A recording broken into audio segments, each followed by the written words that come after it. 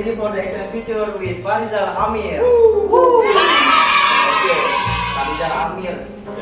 Farizal Amir, benar nama lu Farizal Amir. Siap. Kenapa sih Ming, lu kan dulu tuh pas first impression gua ketemu lu Farizal Amir, lu tuh ngomong gini tuh Aming. Gua udah gak percaya dulu tuh. Tapi lo plesetin lagi nama gua Aming bro. Aming Primus. Gua sedikit agak gak percaya sih. Aming apa Primus nih? Apa emang dia suka buktikan tentang artis gitu ya? Enggak sih. Dulu itu apa? Itu kan panggilan sejak SD. Anak-anak SD zaman alay itu kan ya diplesetin lah ya. Ada yang Lucky namanya Uci, Hendra namanya Endang. Terus gue dipanggil Aming gitu. Dan itu bertahan dalam artian blacknya pas SMP gue sudah memperkenalkan diri dengan nama baru. Temen SD gue manggil gue Aming, jadi ikutan Aming semua. Dan keterusan SMA juga gitu. Jadi ya udah deh, nggak masalah lah nama saya dari teman-teman kan. Ya nggak masalah juga. Kalau nama itu gue nggak masalah juga sih panggil gitu. Kayak gitu sih jadi. Terus lu ngomong di lo Primus, terus lu bilang gue Primus. Pas kenal sama gue inget tuh. Iya. Satu.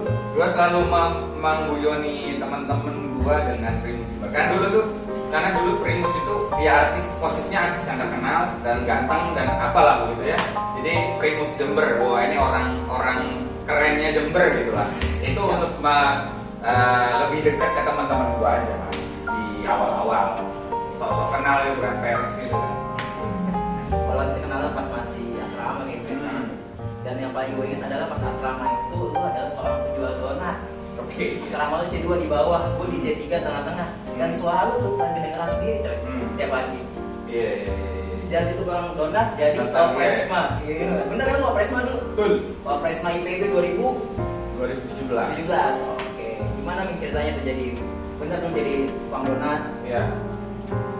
Jadi panjang cerita. Kalau gue boleh relate ke belakang sedikit, sebenarnya kan gue dari Jember ya. Dari Jember itu salah satu kota di Jawa Timur, di sebelum Banyuwangi, sebelum ujung. Jadi waktu kelas 3 SMA itu, ya alhamdulillahnya gue dilahirkan di keluarga yang sebenarnya nggak kurang, tapi nggak lebih gitu.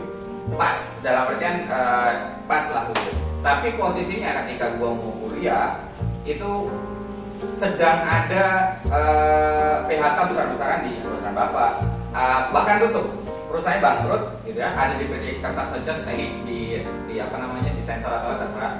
Jadi bangkrut dan kondisi saat itu ekonomi lagi down gitu. Ekonomi lagi down dan gue dengan kondisi seperti itu, ibu gue juga nggak ngebolehin sekolah jauh karena nggak pengen jauh sama gue. Pasti nggak dibolehin kan? Pasti nggak dibolehkan, tapi gue menolak untuk mengiyakan segera, dalam artian gue tetap dalam track untuk memperjuangkan mimpi gue kan ke IPB gitu. Singkat kalau nyeritain kenapa IPB panjang lagi, tapi intinya gue pengen ke IPB. Singkat cerita gue sekali nanya ke ibu nggak boleh, 2 kali nggak boleh kan gitu.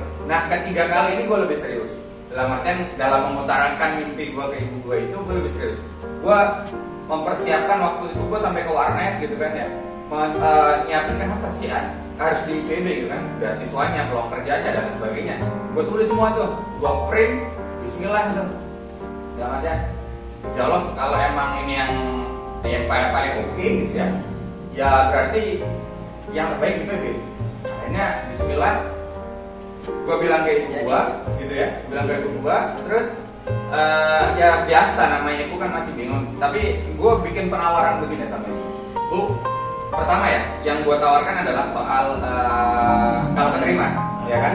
Kalau undangan ya kan SNMPTN dulu. Sekarang apa namanya? Sama SNMPTN ya. SNMPTN undangan. Itu kan ada 2 pilihan itu ya. Kalau di pilihan pertama, pilihan Rizal, pilihan Rizal itu diterima, berarti jodohnya di IPB. Tapi kalau keterima di pilihan kedua, Rizal akan nyoba STAN, karena ibu gua kalau nggak di Jember paling jauh STAN lah, karena STAN itu waktu itu menjanjikan pekerjaan kan, pasti kerja. Gratis juga dibiayai semua ya kan. Terus bu, kalau udah nggak keterima undangan nih, atau bilang dalih SBMPTN, udah Rizal nggak bakal jauh-jauh deh, nurut sama ibu di Jember.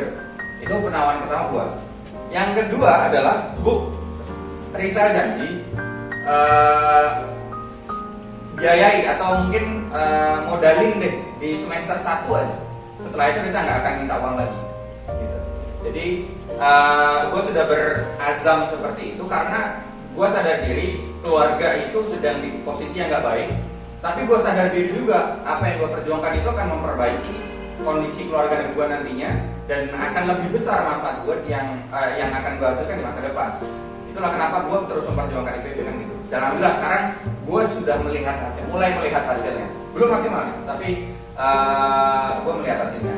Nah itu mungkin salah satu yang bisa diambil dari teman-teman ya, dalam artian gue nggak melawan ibu gue nggak juga nurut banget karena memang kita yang tahu kan masa depan kita mau gimana kan. Nah ini masuk tuh karena seperti itu gue wajib dong merealisasikan apa yang gue janjikan. Dan qadarullah Jai, yang diterima itu pilihan pertama agribisnis. Padahal kalau agribisnis, kalau SNMPTN undangan itu kan yang kita lawan kan satu sekolah sendiri kan, satu sekolah sendiri sama nilainya tinggi-tinggian. Nah posisinya gue itu yang yang daftar agribisnis 3, gue nomor 2. Secara logika sebenarnya gak masuk kan, harusnya yang pertama kan, apalagi yang pertama nilainya lebih bagus dia ketua OSIS logikanya. Nah tapi ini pesan kedua langsung masuk pesan aja. Pesan kedua adalah ketika keinginan kita bertemu dengan ridho orang tua, apalagi ibu, itu ketidakmungkinan itu akan pecah semua menjadi sebuah kemungkinan. Dan itu gue rasakan sampai sekarang. Nah singkat cerita, gue di tingkat pertama karena gue sudah berjanji bahwa ya sudah semester 1 gue dibayarin dulu. Berarti gue harus mempersiapkan sesuatu dong. Satu, gue perjuangkan ya beasiswa. Gue menyadari bahwa keluarga gue itu nggak pantas-pantas amat bidik misi. Tapi saat itu karena azam ya, bapak sedang nggak memungkinkan, ibu juga gitu kan ya. Jauh dan mahal kan di sini. Bukan mahal, relatif mahal. Menurut di Bogor jauh kan gitu.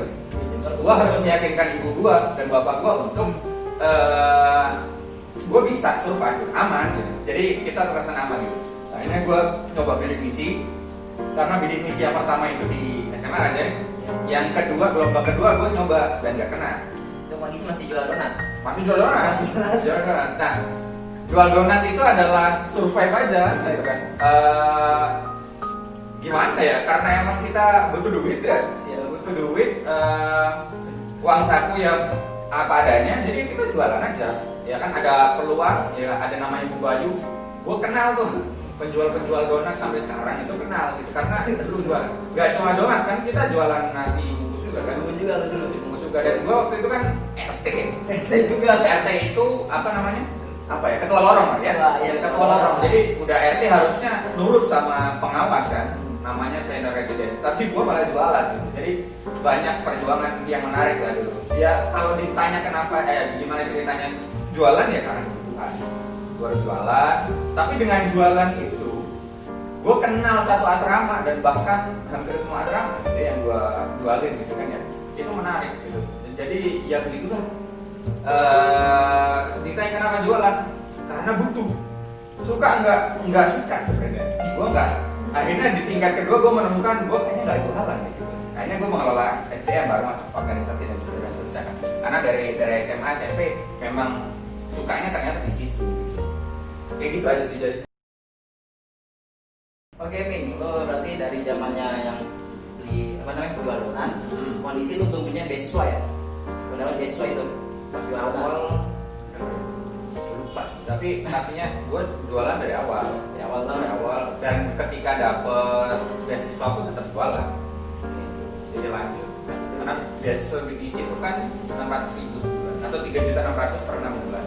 Jadi otomatis sebulan 600 rada kurang gitu. Maksudnya untuk mungkin buat makan doang ya, jadi kalau cukupnya. Cuma yang lebih kan gitu kita nggak dapat dari ortu. Maksudnya kita harus belajar. Oke, berawal dari jual donat semester 1 asrama ya kan, lalu jadi tingkat akhir Wapresma dan sekarang jadi kepala sekolah. Kepala sekolah Warung Zakat Indonesia. Ya ada kesempatan alhamdulillah. Dikasih kesempatan inilah sama Allah ya. Oke. Ya dan itu nggak ujuk-ujuk tapi ada proses kan pasti saya. Proses belajar, jatuh juga ada pasti kan, sakit juga ada, senang juga ada. Ya ini proses menikmati kehidupan aja. Ya. Orang itu kenal Aming adalah seorang inspirator atau motivator di Instagram ya kan. Oke, ya gue suka lihat highlight di story atau di postingan kan. Dan itu orang-orang juga mengakui itu, Min. Jangan kan IPB, luar IPB juga sama. Orang-orang mungkin pada kepo nih, Min, gimana perjalanan seorang Aming ya kan bisa jadi pemimpin. Yang lebih tepatnya Wapresma, nggak masalah Wapresma. Tapi Wapresma itu di IPB ibaratnya wakil presiden mahasiswa. Lo kan wakil presiden mahasiswa itu wakilnya Wapresnya gue dong, waktu itu punya mahasiswa ya kan. Gimana Ming ceritain Ming, bisa waktu Wapresma dulu juga sebaik Ya panjang nih, dari mana dulu ya? Apakah mulai dari tingkat 1 atau proses pemilihannya aja atau gimana? Oke, mungkin ini kali dari tingkat 1 gue. Dari tingkat 1 gue tadi ya. Gue sampai tingkat akhir lo bisa berproses sebelum bikin lupa. Kalau menurut gue setiap dari kita atau apalagi tuh masyarakat Indonesia 1, Muslim 2 gitu. Jadi masyarakat Indonesia Muslim lagi.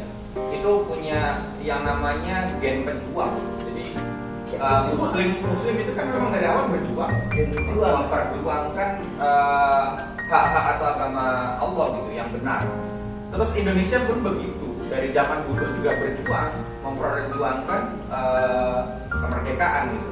Nah sama, kita itu mewarisi gen pejuang itu. Jadi gue merasa gue ya berjuang memperjuangkan sesuatu, intinya itu sih, memperjuangkan kebaikan yang gue rasa itu benar, itu aja simpelnya. Dan ketika itu prosesnya kebetulan dijalan atau dialirkan atau diarahkan sama Allah Subhanahu wa Ta'ala menjadi Wapresma. Mulai dari jualan, masuk IPB, jualan, terus jadi RT tadi kan, ketua lorong, terus nah yang unik lagi gue tingkat 1 udah masuk BEM Univ gitu kan, tingkat Univ, yang lainnya mungkin normalnya tingkat fakultas gitu atau TPB juga namanya, tapi gue langsung BEM KM. Semester 1 udah BEM KM tuh ya? Semester berapa itu ya? Udah tahu semester 2 nih? Gue lupa. Semester 2 ya? Semester 2 ya? Satu akhir? Iya ya, satu akhir ke 2 ya? 2, betul. Itu jadi yang lain itu masih BEM TPB, tapi gue langsung BEM KM, tapi justru di situ salah satu titik balik gue gitu. Enggak sih, titik baliknya adalah dulu, ini boleh diceritain sih. Dulu gue kan masih awal tuh kan masih pacaran ya, ini mungkin hikmah aja untuk orang yang meyakini agamanya gitu. Ini bisa buat agama apapun, bahwa kalau kita nurut sama Tuhan kita, perintahnya akan ditolong. Jadi gue merasa waktu itu apa ya, rada susah gitu. Maksudnya gue biasanya jago nih di SMA, tapi kok boleh kayak di kuliah gitu, rada empat terima pelajaran. Terus di posisi gue waktu itu, gue kan ketua lorong tadi udah ceritanya, itu nggak didengar sama anak-anak, kan pasti ada sesuatu ya. Nah untungnya waktu itu ke masjid aja, Aluria ya, di Aluria ya, kok kalau bahasa Jawanya tuh dilalah, kok ada kedapatan ayat yang sama gitu. Ya namanya An-Nur ayat 26. An-Nur ayat 26. Jadi isinya kurang lebih adalah wanita yang baik, yang baik gitu ya. Dan gua ngaku ini ditemuin sama ayat yang ini berkali-kali gitu, berarti ada yang salah gitu. Nah akhirnya gua sampai pada kesimpulan, oh iya, gua pacaran gitu ya. Ini buat teman-teman yang masih pacaran, ini no offense ya, no offense ini karena cerita hidup gua. Okay. Jadi waktu itu ini salah nih, gua berbuat salah dan membuat orang lain berbuat salah. Akhirnya gue putuskan untuk singkat cerita dalam kehidupan drama-drama ya. Macam lo di Jember itu? Jember. Oh Jember. Drama-drama itu berakhir, tapi apa ya Jaya? Secara ajaib. Di situ titik turning point gue gitu. Dalam artian yang tadinya itu homesick, rada susah, itu plong aja gitu. Sampai ya alhamdulillah di tingkat pertama itu akhirnya gue dapat semester 1 IP 3,6. Udah lumayan. Itu di PP. Iya, padahal awalnya tuh empat banget gitu. Jadi 3,6 dan gue lancar aja jadi ketua lorong gitu kan. Masuk tadi lingkungan yang tepat ya, BMKM IPB, karena mulai dari tingkat 1 sampai tingkat 4 ada di BMKM, BEM Univ. Kalau BEM TPB kan tingkatnya sama semua satu ya. Tapi kita bertemu dengan kakak kelas kita yang pikirannya udah beyond gitu.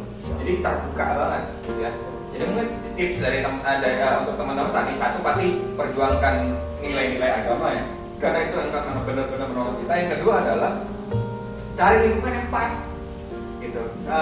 Ini ada yang namanya Pygmalion Effect. Mungkin mungkin teman-teman bisa di search stigma lain efek itu apa. Pentingnya lingkungan yang berafirmasi positif itu sangat penting, ya kan? Penting ya. Penting banget lingkungan.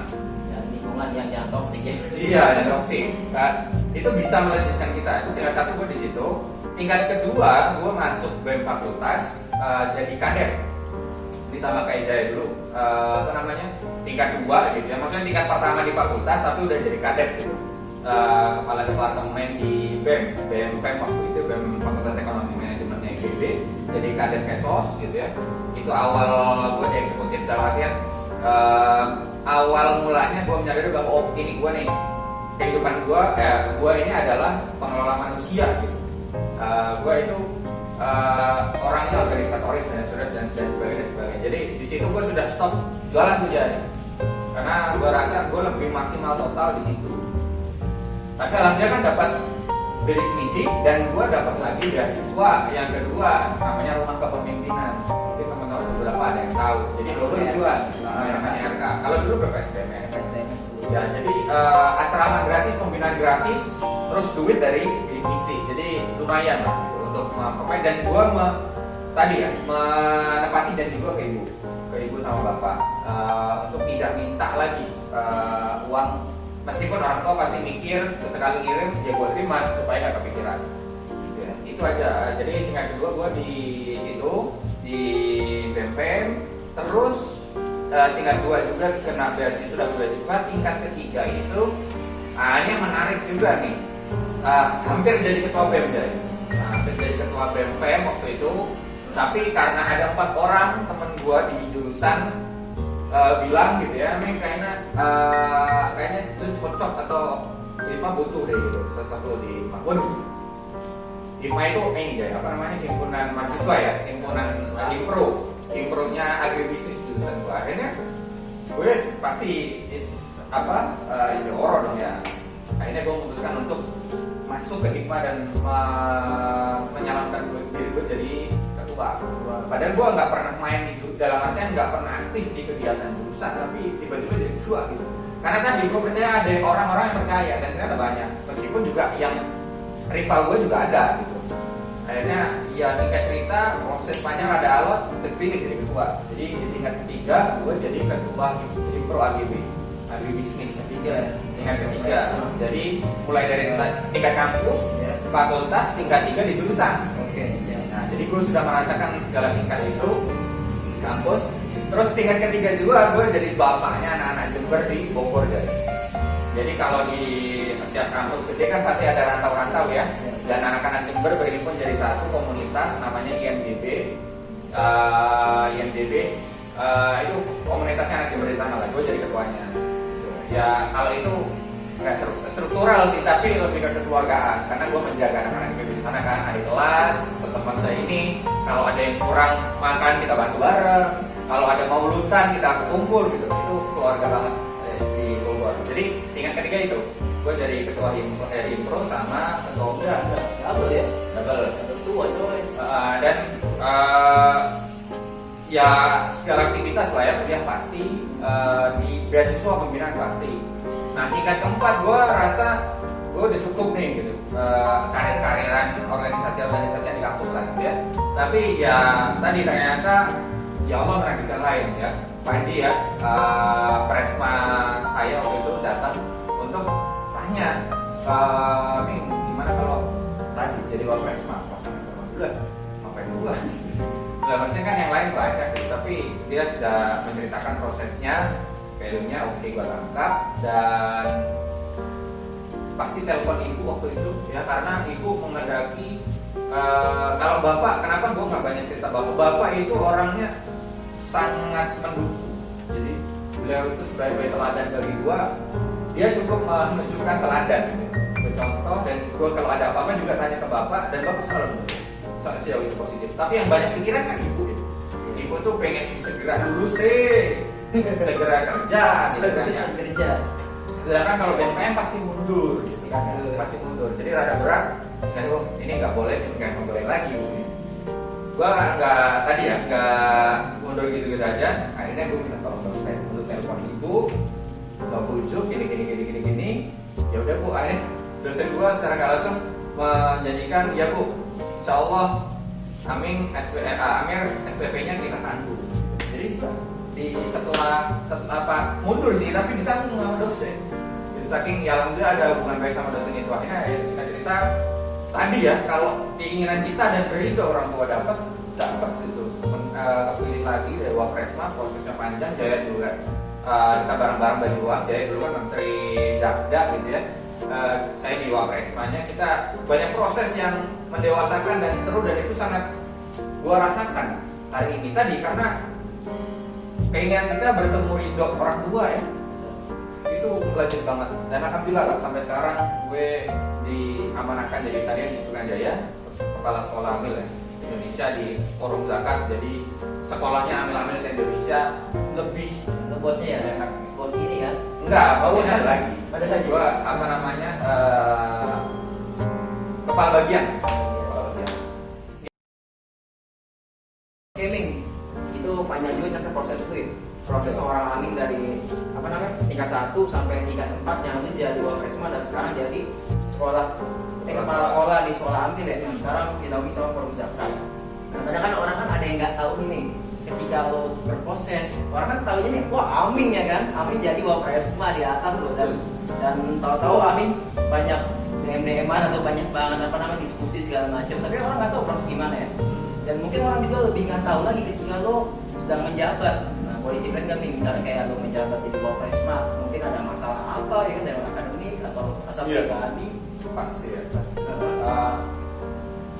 Menurut gue setiap tokoh yang sejauh selama ini kita kenal ya, sekarang kita kenal lah tokoh yang mau tingkat nasional atau bahkan mungkin teman terdekat kita yang kita rasa itu lebih dari kita punya prestasi, itu pasti punya perjuangannya aja.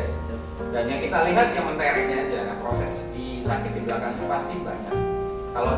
Kalau gua sendiri dulu itu banyak banget sih yang pasti kita rasakan. Karena seorang pemimpin itu harus selalu baik di depan bawahannya. Itu emang harus itu. Jadi itu untuk kalau prinsip gue ya. Tapi kita perlu ruang, perlu wadah untuk meluapkan itu. Nah itu nanti beda lagi treatmentnya. Makanya kita perlu courting dan seterusnya. Yang paling kelihatan adalah benturan akademik ya. Benturan akademik. Kita pasti melihat teman-teman kita lulus ya, yang lulus sekelas udah cepet habisnya kan kita belum beres, baru mau mulai penelitian gitu ya. Terus yang kedua adalah paling terasa pasti duit. Jadi kenapa? Karena pemimpin, kalau kata Agus Salim kan leader is leader gitu ya. Jadi pemimpin itu menderita, bukan menyenangkan sebenarnya, tapi kita harus spend our money, our energy to make sure that our target is achieved. Jadi gimana caranya kita membawa diri kita, membawa anggota kita untuk bisa mencapai target yang kita tentukan bersama. Dan itu pasti ya nggak? Satu kejelasan visi dan lain sebagainya itu pasti. Tapi untuk membangun kebersamaan, dan kuncinya kan bangun kebersamaan, salah satu kuncinya ya. Nah, membangun kebersamaan itu kan kita spend juga gitu.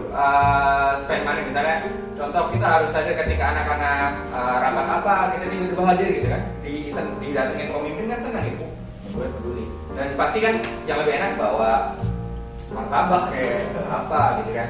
Dan posisinya mungkin waktu itu kita harus sedang kondisi nggak ada duit. Tapi ya ada pasen aja ya udahlah, yang penting teman-teman senang kan, kita lihat anak-anak kita senang kan, senang juga gitu kan. Dan cukup. Dan gue yakinnya gue belum pernah sakit gara-gara gue nggak makan karena nggak punya duit. Pasti ada yang ditolong karena Allah itu maha adil. Kedua, yang ketiga perjuangannya apa ya? Kalau cerita mungkin dulu ya tadi ya, ketika kita nggak punya duit, kita sosok bawa sesuatu pas ke rumah anak-anak. Nah, gue sama Panji itu pernah, Ji, punya duit berapa Ji? 3,5 Pak. 3.500. 3.500 tinggal itu. Jadi kita akhir bulan 3.500. kok ada 2.500 nih Pak. Jadi akhirnya Bisa beli 200. iya ketemu apa namanya 6.000 itu jumlahnya. 6.000 buat apa? Beli sari, produk mie juga lah ya. Ini double gitu ya? Double. Akhirnya kita beli itu dan itu kan 3.500. Sisanya masih ada 2,5 nih. Kita beli telur gitu. Jadi akhirnya di hari itu kita makan berdua tuh, bikin mie sama telur, makannya berdua gitu. Saking dekatnya sama Pak waktu itu ya. Nah itulah salah satu karena tapi prinsip ya bahwa pemimpin itu emang harus selalu baik. Memang sok-sokan pemimpin enggak, menurut gua nggak boleh tuh kelihatan buruk gitu. Karena itu akan mengurangi karisma, mengurangi respect teman-teman gitu kan ya. Sebisa mungkin kalaupun kita memang butuh ruang untuk terlihat apa meluapkan sesuatu, jangan sampai kelihatan anggota kita. Oke. Itu sih kayaknya. Terus yang kedua pemimpin itu menurut gua harus ada di saat krisis. Ini kan tadi cerita gua down-downnya dulu kan kita ini aja pas dulu ditangkap lah ditangkap ada menurut gua ada dua peak atau dua puncak yang paling kelihatan tuh pertama pas memperjuangkan UKT gitu kan ya waktu itu ya UKT Tingkat akhir itu ya? tingkat akhir. Terus yang kedua adalah saat 3 tahun Jokowi, gua lupa berapa tahun Jokowi. Iya betul. 3 tahun Jokowi JK. Ya, dan itu aksi mahasiswa besar-besaran kan. Nah, para presma kan dipenjara, ditersangka kan. Akhirnya Panji itu kan harus diamankan. Nah, yang handle kampus siapa ya? Gua. Yang handle kampus siapa? Gua karena wakilnya. Dan di situ ya titik ya. Kita harus membersamai tim kita juga harus menggerakkan kampus, kita harus mengelola alumni yang pengen bergerak, kita harus mengelola kampus lain untuk bisa bersinergi. Itu menarik banget. Dan itu gue nggak akan bisa ketika gue sendirian. Untungnya didukung sama teman-teman, gue punya tim yang baik termasuk Jaya. Waktu itu ya banyak lah ya, HP gue sampai rusak Jaya, karena getar terus gitu ya. Dosen nanya, terus tim di kampus juga nanya, alumni nanya gitu kan, sampai rusak karena HP gue jadul banget waktu itu kan. Ini singkat cerita, alhamdulillah dibeliin sama alumni. Itu luar biasa lah, salah satu cerita itu ya. Pernah juga salah satu tip juga selain memperjuangkan UKT terus ditangkap gitu ya, terus mendamaikan dua kementerian yang akhirnya cekcok karena satu acara yang bertubrukan. Wah itu menarik banget. Tapi posisinya tadi kita pemimpin harus hadir. Jadi gua harus menghadapi konflik karena itu adalah tugas gua. Karena siapa lagi menghadapi konflik? Anak kita enggak dong. Karena kita yang harus pasang badan gitu ya. Menurut gua pemimpin harus pasang badan untuk menyelesaikan masalah. That's why kenapa pemimpin itu harus punya kemampuan yang lebih dari anak-anaknya. Karena ketika ada masalah hadir, pemimpin nggak hadir lagi, itu parah banget. Hadir tapi nggak bisa menyelesaikan masalah, itu masalah juga. Makanya seorang pemimpin, menurut gua ingin jadi pemimpin itu lucu. Tapi ini lucu, iya aneh. Kenapa? Karena nggak enak bro jadi pemimpin. Nggak enak banget. Iya. Tapi kalau ingin jadi yang terdepan dalam memperjuangkan kebaikan, itu beda cerita. Karena yang kita perjuangkan kebaikan dan kita harus memantaskan diri untuk itu. Gitu. Jadi, pertanyaan tadi jauh banget, tapi nggak usah lah ya.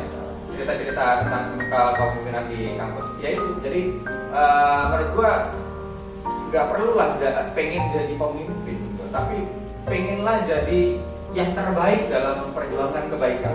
Maka posisi itu akan ada sendiri gitu. Tawaran, Ming jadi ini dong, jadi ketua dong, jadi kepala dong, itu pasti akan hadir. Karena kita memperjuangkan kebaikan yang pasti kita memantaskan diri untuk itu. Memantaskan diri dalam artian kita terus menambah kompetensi, kemampuan, pengetahuan, sehingga kualitas kita naik. Kita akan dilihat sendiri oleh orang-orang di sekitar kita mampu, akan dipercayakan sendiri. Gitu. Jadi itu kurang lebih cerita-cerita gue. Kalau cerita banyak banget kan. Banyak banget. Cukup nih episode ya. Bisa cukup episode nih. Tapi itulah. Banyak ya. Iya. Mudah-mudahan gue nggak runut ya, silakan teman-teman runut sendiri lah apa value-value-nya. Oke. Dan kondisi yang tadi itu gue pengen flashback kondisi Cidukan ya 2017 kan Cidukan. lagi hektik-hektiknya, nggak tahu setelahnya ada kondisi kayak gitu lagi apa enggak. Bukannya kondisi waktu itu kan Panji selaku Presma di Jakarta, belum balik ke Bogor, dan lu di Bogor, gue pun juga di Jakarta.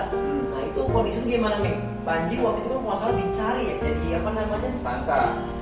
Belum tersangka sih, jadi kayak semacam buron gitu ya. Oh iya itu di Intel kan, dia masih di kampus-kampus dipindah-pindahin lah. Nah itu kondisi itu kan berdirinya sebagai apa Ming? Apa yang lu lakukan saat itu? Kan kondisi sendiri banget dong. Lu gimana tuh Ming? Mental, pikiran, psikis lu ya kan?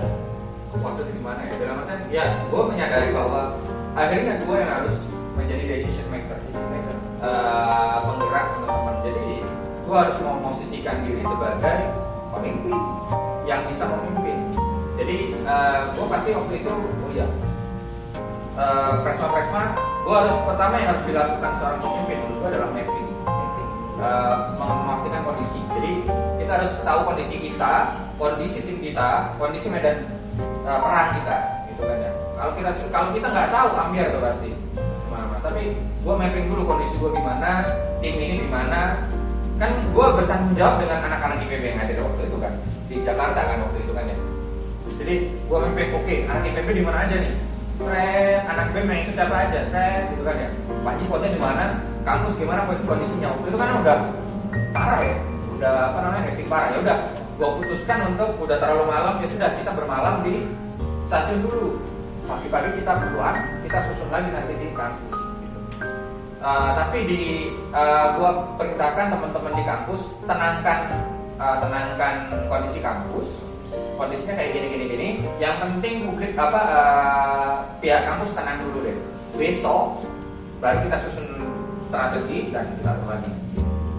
Kurang lebih kayak gitu. Jadi bergulir aja tuh.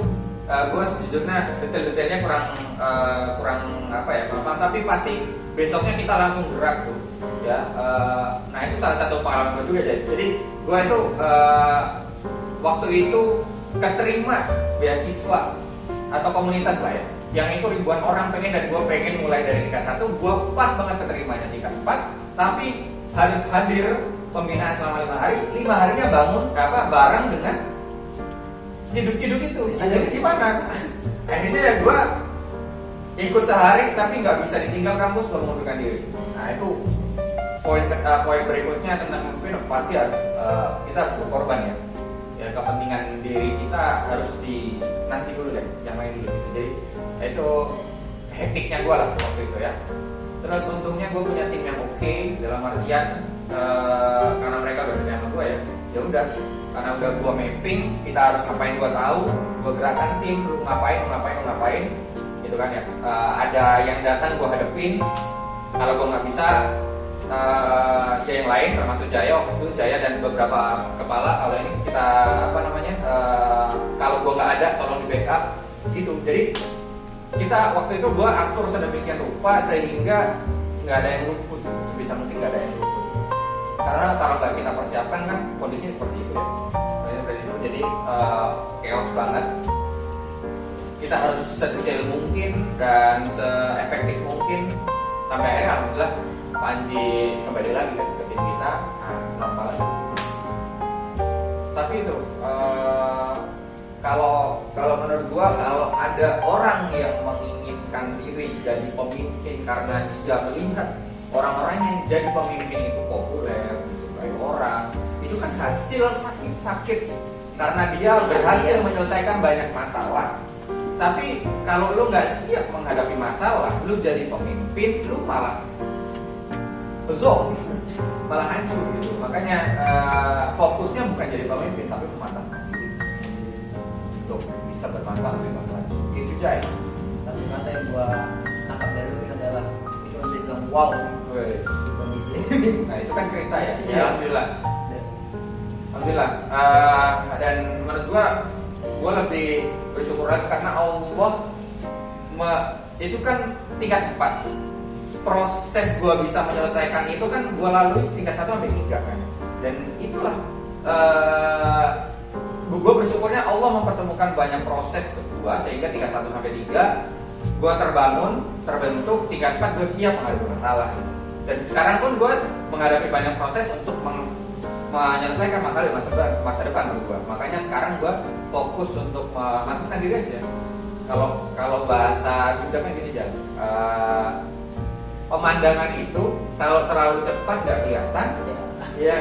Kalau terlalu lambat juga kita nggak nyampe. Maka kita harus seimbang dan nikmati. Gitu. Jadi itu Memimpin sama melihat pemandangan. sama juga. Gitu. Jadi nggak usah terlalu cepat, nggak usah terlalu gopoh kalau bahasa Jawa, terburu-buru nggak, nikmati aja prosesnya. Jangan terlalu lambat juga, nggak nyampe. Proses hadapin. Oke Ming, jadi gua tahu nih Ming, gua cuma sebatas kenal lu tuh, ya gua cuma sebatas Amin doang. Tingkat 1 sampai tingkat 3, tingkat 4 ketika kita bareng, mulai dari proses lu menjadi wapres kan kampanye sampai dengan jadi gua baru tahu Amin, tapi belum tahu Amin yang sekarang kayak gini. Dan gue kayak semakin gimana ya sekarang kayak mikir, oh ini cara Amin, dan gue benar-benar sekarang nemuin why kenapa gue harus bareng sama lu terus gitu. Karena tadi lo bilang ya, kita harus cari teman yang sesuai lingkungannya yang bagus, jangan teman yang toxic. Atau kedua, banyak proses yang bisa dilakuin karena teman itu berpengaruh, dan gue harap gue bisa temuin itu juga ke depan sama lo gitu. Oke, Pasti. dan ini semua proses ini kan yang orang-orang tuh nggak tahu ya kan, proses itu dari mulai ini, dan saat lu mimpin juga Banyak juga yang nggak sempat gue ceritain tadi. Iya betul. Semoga di episode ini bisa walaupun sedikit ya. Dan terakhir nih mungkin ya Ming, gue pengen tahu Ming, mungkin audiens juga pengen tahu why atau strong why kenapa lu harus jadi pemimpin, atau kenapa juga kita semua nih, gua ataupun yang nonton harus jadi pemimpin. Kenapa kita harus jadi pemimpin? Iya. Strong why. Makan dulu. Tadi kalau menurut tadi kata gue kan, kalau gue nggak mendiskreditkan orang yang pengen jadi ini, pengen jadi itu. Tapi menurut gue aneh kalau kita pengen jadi pemimpin, karena pemimpin gak enak. Tapi gini, gue ingat pesan dari Ustadz Biasmari. Jadi beliau itu bilang bahwa besar atau enggaknya anak muda nanti di masa depan itu ditentukan dengan apa yang dia rasakan hari ini. Maksudnya, jadi apa yang kita rasakan hari ini itu akan menentukan siapa kita di masa depan. Contoh ini, dulu Salahuddin Alayubi gitu ya, ini tokoh Islam kan, salah satu Bukan dosen IPB. bukan beda lagi tuh, itu dosen gua tuh. Salahuddin Alayubi itu kan terkenal dengan penakluk Palestina. Ya kan? Cerita mimbarnya, menyatukan timnya. Tapi poinnya adalah dia sudah resah ingin menaklukkan Palestina itu sejak berapa umur? 18 tahun nggak salah. Ya, 18 tahun itu resahnya. Ini salah satu kiblat Muslim, kiblat agama gua itu sedang ditawan. Gimana caranya gua bisa memenangkan Muslim lagi? Akhirnya dia berusaha dari situ kan, memantaskan diri, nambah pengetahuan, ilmu perang, bertarung dan seterusnya. Sampai akhirnya di titik ya kita kenal beliau sebagai penakluk Palestina.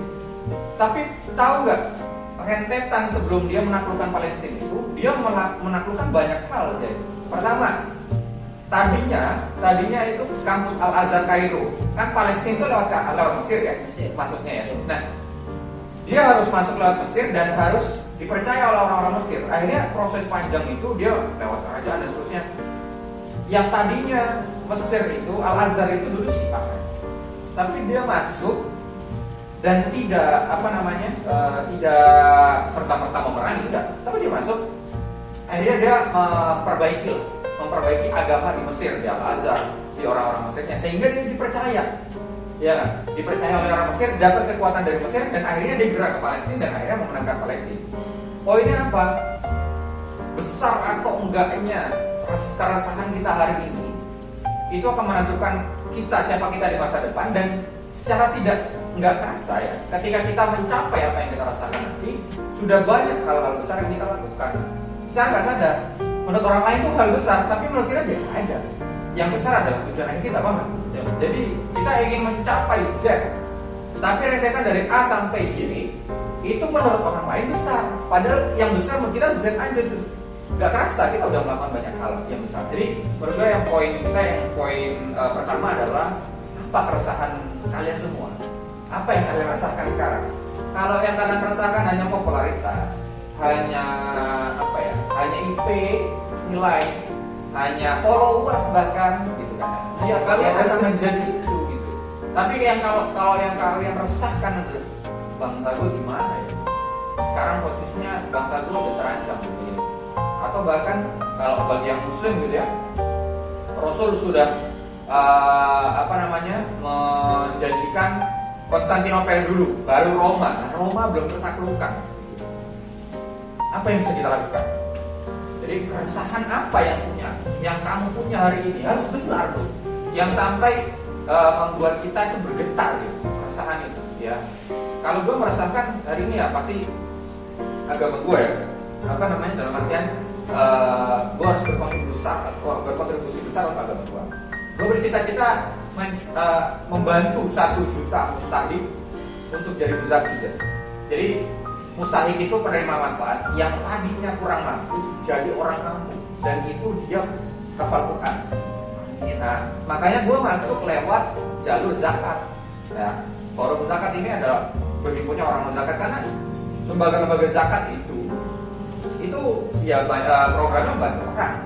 Dan gue bercita-cita nanti entah mau bikin lembaga sendiri atau gue membantu lembaga yang lain sehingga cita-cita gue itu tercapai. Tapi poinnya adalah keresahan gue adalah gue harus menolong agama gue nih. Nah, keresahan gue itu karena gue pengen ditolong sama Tuhan gue. Ya. Nah, keresahan yang lain pasti ada, tapi gue yakin dengan keresahan itu gue akan melakukan hal-hal besar nantinya. Termasuk gue harus mulai hafal Quran, gue harus memataskan diri untuk jadi pemimpin pasti ya. Gue harus nambah pengetahuan setiap hari, kenalan orang baru setiap hari, mengelola relasi. Karena itu keniscayaan yang harus kita ya dimulai dari perasaan. Itu satu. Yang kedua strong why-nya ya, strong why. Yang kedua adalah seorang muslim menurut gue sebaik-baik why adalah why yang mencari ridho Allah. Gue ingat banget satu kalimat yang selalu bapak gua bilang ke gua itu, kalau bahasa Jawa kan, ya le urip nang dunyo iku hakikate mung siji, golek ridhone Gusti Pangeran. Artinya gitu, le hidup di dunia itu hakikatnya cuma satu, yaitu mencari ridho Allah Subhanahu wa taala dengan kondisi apapun yang dihadirkan ke kita. Jadi mau senang mau sedih sebenarnya simpel loh itu.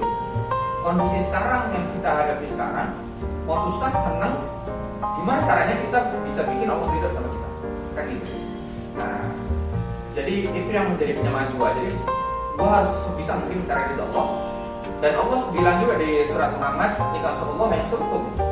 Barang siapa menolong agama Allah, dia akan ditolong di dunia dan akhirat. Itu strong why gua banget tuh. Makanya gua pengen menolong 1 juta orang itu untuk bisa mampu gitu ya. Dan karena gue dibantu sama Allah di dunia dan akhirat. Allah juga bilang, wa may yattaqillah yaj'al lahu makhraja wa yarzuqhu min haitsu la yahtasib gitu. Barang siapa bertakwa, dia akan dihadirkan kondisi baik dari arah yang tidak terduga-duga, dicukupkan. Dan rezekinya didatangkan dari arah yang tidak terduga-duga ya. Dan ini adalah bentuk takwa gue ke Allah Subhanahu wa taala. Gue memperjuangkan agamanya. Itulah kenapa gue gak habis-habis ini ya, gak habis tenaga. Mau gue jadi pemimpin kayak, mau gue dipercaya jadi staff kayak, tapi gue on the track. Gue punya target yang gue ingin capai. Dan sekarang gue sudah di target yang di track yang benar gitu ya. Kayak gitu sih Jaya. Kedua. Oke Wing, nah banyak juga yang Masya Allah lah, pokoknya hari ini udah nyampein banyak banget semua. Bukan yang nonton doang, jangan gue juga di sini termotivasi nih. Oke Wing, itulah perjalanan Amin, mulai dari proses sampai dengan jadi, dan sekarang tuh sebenarnya masih berproses ya Wing. Pasti jadi sampai nyawa kita dicabut ini terus. Oke. Kira-kira Wing, kesan dan pesan di episode ini buat teman-teman semua yang nonton dari Amin, apa Wing? Oke, apa ya pesan ini terakhir atau ya penutup ya. Satu, jangan jadi orang goblok. Wah, ini pesan yang selalu gua kasih ke adik-adik gua. Goblok itu gimana? Goblok itu orang yang setengah-setengah aja. Orang yang setengah-setengah itu hanya dapat capek doang, nggak dapat full. Udah tahu kalau capek itu nggak dapat sepenuhnya, dia tetap malas-malesan. Jadi total lah di setiap apa yang kamu hadapi sekarang, kondisi yang kamu hadapi sekarang. Total itu apa? All out gitu. Dalam artian jiwa raga lu ada di situ. Kalau lu kuliah ya kuliah di situ. Kalau lu dalam sedang berorganisasi, total lah di situ. Kasih semua di situ. Bang, gua organisasi sambil kuliah, bang, total di keduanya. Ketika lu organisasi lu total, nggak usah mikirin kuliah. Kalau lu kuliah total, nggak usah mikirin organisasi. Nah, tinggal atur waktunya aja. Bang, gua kuliah bisnis sama organisasi total di ketiganya. Itu lu yang tahu apa namanya konsekuensi dari ketiganya. Intinya jangan jadi orang yang goblok yang satu. Terus yang kedua, everyone bahasa Inggris dekat lah ya.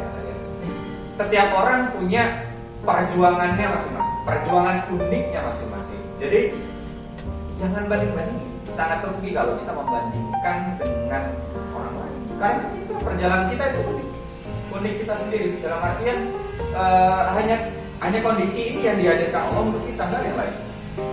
Adapun mungkin kita punya kemiripan yang bisa kita belajar, ya. Tapi nikmati perjuangan kita sendiri. Makanya tadi total dinikmati pemandangannya, view-nya gitu ya. Dan terus lantaskan diri, terus cari ridho Allah. Itu pesan kedua. Terus yang ketiga, ada 3 pesan, jadi 3 poin lah ya. Teman-teman menurut gua, kalau dulu ini terakhir ya deh, ada pepatah kalau dalam Islam itu seseorang itu bisa dilihat dari dengan siapa dia berkawan, buku apa yang dia baca. Nah hari ini berkembang, jadi ada berapa poin ya? Gua bikin jadi 5 poin lah ya. 5 sekarang. 5 poin. Ya sini. Nggak jadi ya. 5 poin untuk meramal masa depan kalian. Woi, jadi cenayang ya. Yang pertama teman-teman semua, masa depan kalian bisa dilihat dari tadi keresahan apa yang kalian punya sekarang. Kalau keresahan kalian cukup gitu-gitu aja, ya begitulah masa depan kalian.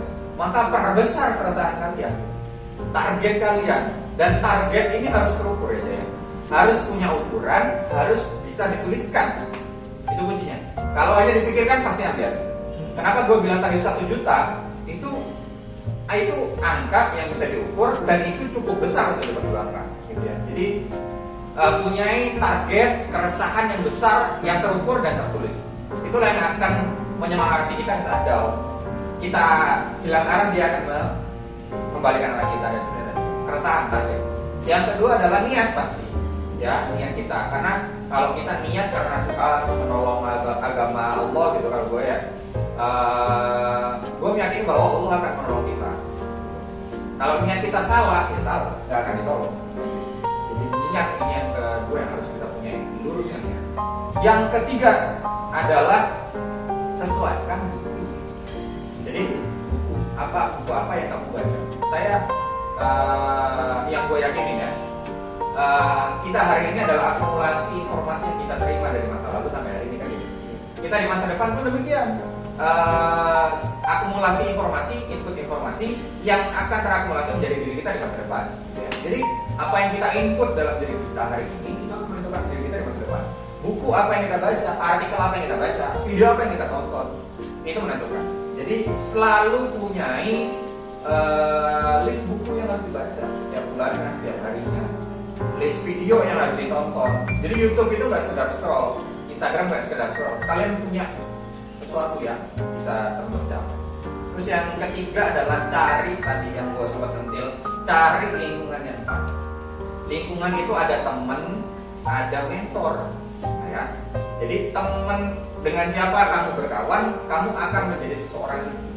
Mungkin gadis Tambunan itu orang yang jujur dulu, tapi karena berkawan dengan para pembohong, para koruptor, tergoda buat jadi koruptor, kan gitu. Kalau kamu pengen jadi pebisnis, ya bergaullah dengan pebisnis, jangan bergaul sama orang-orang PNS, karena pemikirannya nggak cocok. Gitu. Kamu pengen jadi PNS, jangan masuk ke lingkungan bisnis, nggak cocok juga. Gitu. Jadi temukan lingkungan cocok, mentor yang pas, karena mentor ini akan membantu mengarahkan kita ketika kita salah dalam berencana. Terus yang terakhir 5 nih adalah tingkatkan kuantitas dan kualitas ibadah. Ya, niat gak cukup, kuantitas dan kualitas ibadah untuk kita tingkatkan. Jadi ini yang akan memastikan kita ya, karena Allah atau Tuhan itu menolong kita dengan kuantitas dan kualitas ibadah kita gitu ya, semua akan lancar dengan sendirinya gitu. Jangan berharap enak, nggak enak pasti, tapi karena kita sudah di track yang benar, kita sudah dekat sama Tuhan dengan Allah Subhanahu wa taala, jadi kita bisa yakin ini yang kita rasakan bukan azab, tapi ini ujian aja untuk menuju kesuksesan. Itu aja. Wow, alam bisawab. Mudah-mudahan pesan-pesan ini bisa ditangkap oleh teman-teman lah ya. Itu.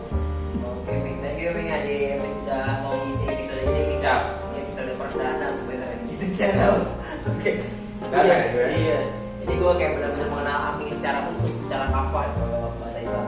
Secara kafah, secara utuh. Dan yang kita tahu Aming ya Aming gitu kan di Instagram ya. Apa namanya? Suka share-share motivasi Instagram story-nya. Mungkin kalau teman-teman hari ini nggak puas dengan semua yang kita bicarakan, mungkin teman-teman bisa nanti diskusi langsung ke Instagram Pak Rizal Amir ya teman-teman, atau nanti juga bisa ngecek kontaknya Mas Aming boleh ya, bisa ya. Tadi saya teman-teman bisa cek di kolom deskripsi. Yap. Ya teman-teman. Jadi jangan takut untuk menjadi pemimpin ya Ming. Tapi jangan juga terlalu pengen jadi pemimpin. Nah, betul. Pengenlah jadi pejuang kebaikan. Siap. Kita menjadi pejuang semuanya Ya, guys. pejuang kebaikan. Oke. Oke, sekian dulu pada hari ini. Semoga teman-teman semua mencapai excellent future. Insyaallah. Sampai jumpa di video selanjutnya. Jangan lupa untuk tekan like, share, dan juga subscribe. Oke. Sampai jumpa. Wassalamualaikum warahmatullahi wabarakatuh. Waalaikumsalam warahmatullahi wabarakatuh.